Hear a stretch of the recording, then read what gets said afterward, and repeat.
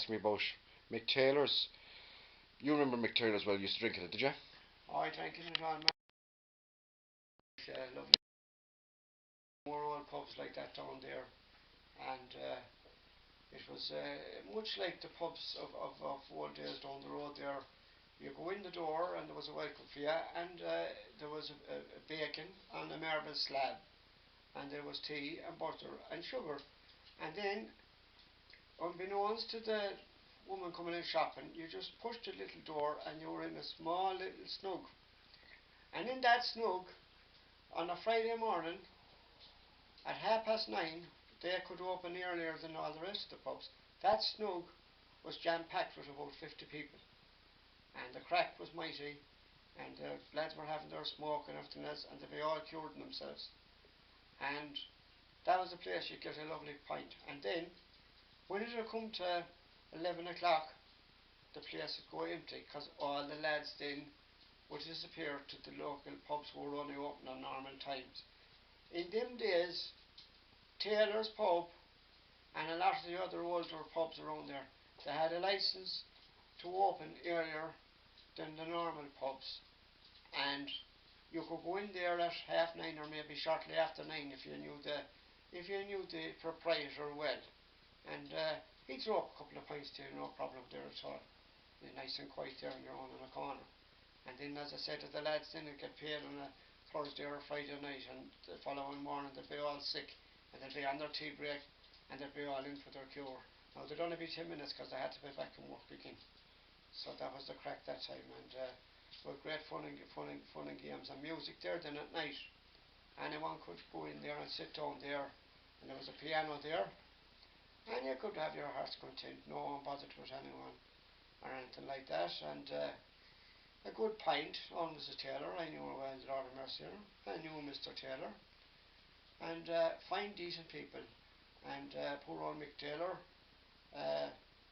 he never raised an eyebrow, and he was well able to join in. And if you wanted to talk about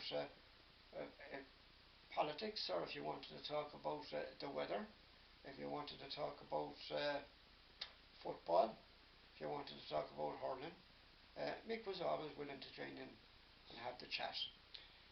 So we say now, Tom, they've made the bar into a sort of a strip joint, haven't they?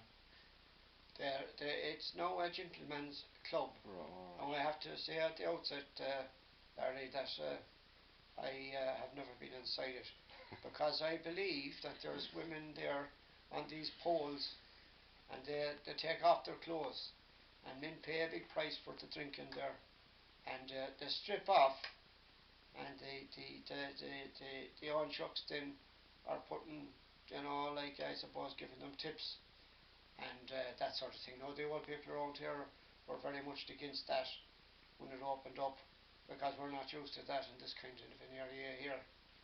And the thing about it is they seem to be all over the world.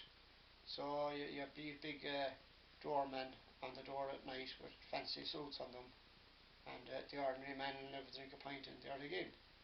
But I suppose they have their clients, but I wouldn't be one of them. I'd be old-fashioned. I like to go into a pub where you have the crack and a pint. I don't want to be going in there at women taking off their clothes and having to go to confession the following morning telling the priest that I was looking at naked women. Alright, Tom, shall we end that there then? And that sort of does that, if that answers your question, Hank, to Wheels. So Tommy, do you want to say? Well, I just like to say to Hank that it's a pity he wasn't in Galway maybe 20 or 25 or 30 years ago, and he would see a different type of pub scene. It's all loud music now, foreground music, or as I said, if they can't, you can't have a conversation in a pub, and if it's not that, it's lap dancing, naked women sitting on your lap, or dancing on poles, and if it's not that, it's heavy duty music in the foreground. So I hope that answers your question, Mick. Excuse me. Hank.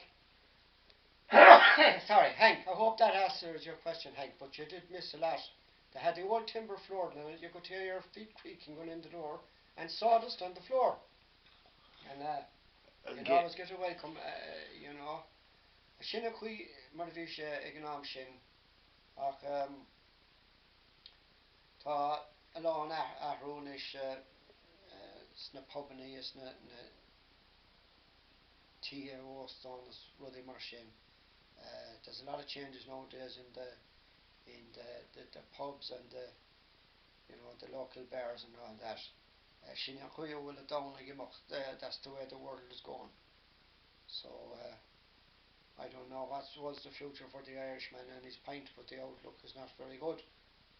Ach mar dúirt mé leat sinna cui will it down that's the way, as I said, that the world is going. It's sad, but that's the way. So if you have any more questions now, Larry, I'll answer them. I have none at the moment. No, we say none at the moment, but I'm sure I'll think of a few. We say, and I'll get back to you another time. One of the days I'm gonna have to go with you and watch you round up them sheep and that bike over there. Paul is a regular well, he likes McTaylor's now and again. Okay. Put your face on it. Get your face on it. Okay, alright. Tell us about McTaylor's. McTaylor's is one of the best bars in Galway, and it's an absolute disgrace what's happened to it. It's now a lap dancing club, and it had also one of the best barmen in Galway, a fella called Seamus. Now Seamus would bar you as quick as he'd serve you, and he barred me numerous times, but he always let me back in. That was a short and fast interview. Sorry, I didn't expect that. Jesus.